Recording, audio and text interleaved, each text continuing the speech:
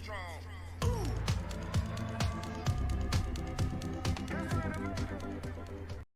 Coders, welcome to channel coder ji. और आज का हमारा टॉपिक होने वाला है टेबल स्कैन, इंडेक्स स्कैन और index seek. So table scan occurs when SQL server reads every row in a table to satisfy a query. यानी कि अगर पूरी टेबल को स्कैन कर लिया जाए तो वो टेबल स्कैन कहलाता है। An index scan occurs when SQL server uses an index to read through a subset of data to satisfy a query. यानी कि जब आपके पास बहुत बड़ा डेटाबेस होता है, काफ़ी बड़ा ह्यूज अमाउंट में डेटा स्टोर है किसी भी टेबल के अंदर, और उसमें से कुछ सबसेट चाहिए, तो पूरी टेबल को स्कैन करने के बजाय इंडेक्स के बेसिस पे जो भी आपको स्पेसिफिक डेटा चाहिए उसे फैच करके लाना इंडेक्स स्कैन कहलाता है। An index seek is a type of query execution plan in SQL server where database engine uses an index to quickly locate specific rows based on search criteria. यानी कि index scan जैसा ही कुछ कुछ काम है, लेकिन बस यहाँ पे उन्हें लोकेट कर दिया जाता है, उन्हें फैच करके लाया नहीं जाता है और अब तक रीड नहीं किया गया है इंडेक्स सीक में। अब लेक्चर में आगे फर्दर मूव करने के लिए आपको दो चीज़ें पता होनी चाहिए, एक लॉजिकल रीड और एक physical read. Logical read occurs when SQL server reads data pages from data cache. यानी कि जब भी SQL सर्वर आपके लिए डेटा को फैच करके लाता है कैश मेमोरी से, तो उसे लॉजिकल रीड कहते हैं। And a physical read occurs when SQL server reads data pages from disk because the requested data is not in the memory. अब फिजिकल रीड क्या होता है? जब SQL server data main memory से लेके आता है, क्योंकि जो भी डेटा आपने फैच किया है वो उसके पास अवेलेबल नहीं है, वो डिस्क में से जाके यानी कि हार्ड डिस्क में से जाके फैच करके लाता है डेटा को, उसे उसे फिजिकल रीड कहते हैं। तो चलिए अब लेक्चर में आगे मूव करते हैं और बात करते हैं हमारे टेबल स्कैन के बारे में। सो टेबल स्कैन को ठीक से समझने के लिए हमने यहाँ पे स्टैटिस्टिक्स को ऑन कर लिया है, आप भी ऑन करके दिखिएगा। इसके थ्रू हम देखेंगे अपने लॉजिकल स्कैन, फिजिकल रीड, इस सबको थोड़ा देख सकते हैं। तो सबसे पहले बात आती है टेबल स्कैन को हमें यूज़ कब करना चाहिए। तो जब कभी भी आपके पास डेटा स्मॉल अमाउंट में हो, यानी कि छोटी टेबल हो, 10, 20, 50, 100 रिकॉर्ड्स हो, तो आप इसको आराम से यूज़ कर सकते हैं। तो चलिए एक बार हम भी एग्जीक्यूट करके देखते हैं। यहाँ एग्जीक्यूट किया एंड यहाँ पे मैसेजेस में जाइए, यहाँ आपको दिखेगा scan count 1, logical reads 1, physical reads 1।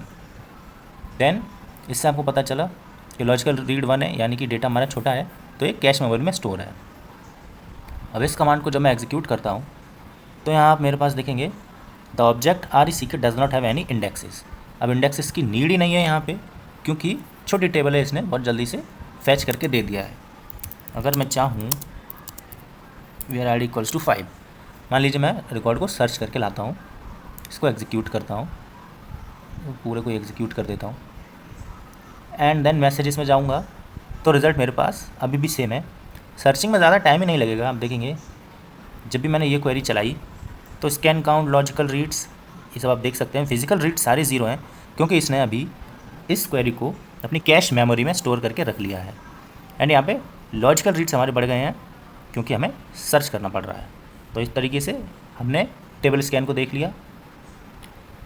तो चलिए आपको एक चीज़ और बताता हूँ इसमें, वैसे वो किसी काम की नहीं है पर फिर भी देख लीजिए इसे। यहाँ एग्जीक्यूट कीजिए एंड देन Ctrl+L प्रेस कीजिए, तो यहाँ पे आप देख पाएंगे अभी मेरे पास जो कॉस्ट है टेबल को स्कैन करने की वो 0 है। ये आप यहाँ से भी देख सकते हैं, बट ठीक है, जहाँ से अच्छा लगे आपको वहाँ से देखिए।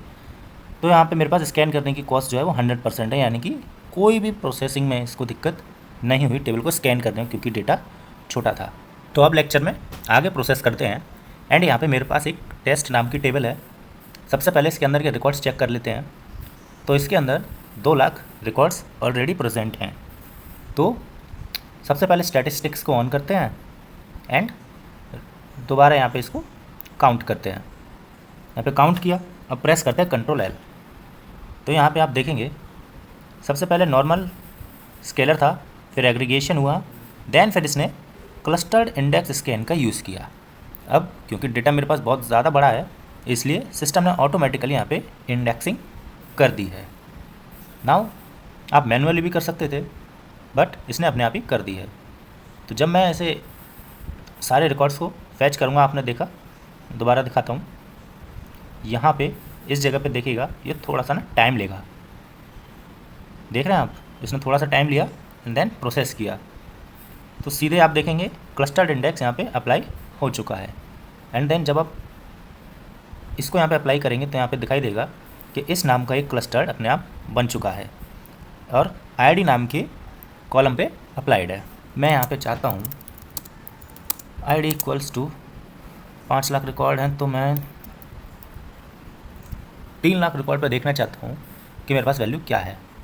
तो जब मैंने इसे एग्जीक्यूट किया तो मेरे पास अभी तो रिज़ल्ट में कुछ भी नहीं आया। ऐसे कैसे हो गया? शायद मेरे पास रिकॉर्ड्स कम है। तो 1 लाख रिकॉर्ड पे चेक करते हैं क्या आता है। एग्जीक्यूट किया, यहाँ पे मेरे पास ये वैल्यू आ गई। तो मैसेजेस में आप देखेंगे तो लॉजिकल रीड्स 3 हो गए हैं एंड फिजिकल रीड्स 0 हैं, यानी कि डेटा तो कैश मेमोरी से ही आ रहा है, लेकिन यहाँ पे इसने काउंट को कम कर दिया है। वैसा क्यों हुआ है? ऐसा इसलिए हुआ है क्योंकि ये आपके जो टोटल रिकॉर्ड्स हैं ना उनको ग्रुप्स में तोड़ देता है। अभी आप देखेंगे मेरे इंडेक्सिंग के ऊपर वीडियोस देख के आइएगा, उससे आपको समझ में आएगा कि इतना कम ये वैल्यू क्यों आ रही है। सिंपल सर्च करने पे इसको यहाँ पे सर्च कीजिए एंड Ctrl+L प्रेस कीजिए। तो यहाँ पे आप देखेंगे इस बार क्लस्टर्ड इंडेक्स सीक का यूज़ किया है इसने, क्योंकि मैंने यहाँ पे एक कंडीशन के बेसिस पे यहाँ पे रिजल्ट्स को फैच करने की कोशिश की है। तो यहाँ पे आपने तीनों ही चीज़ों को देख लिया है। आई होप आपको ये चीज़ें समझ में आई होंगी। तो इस लेक्चर में बस इतना ही। Till then happy coding.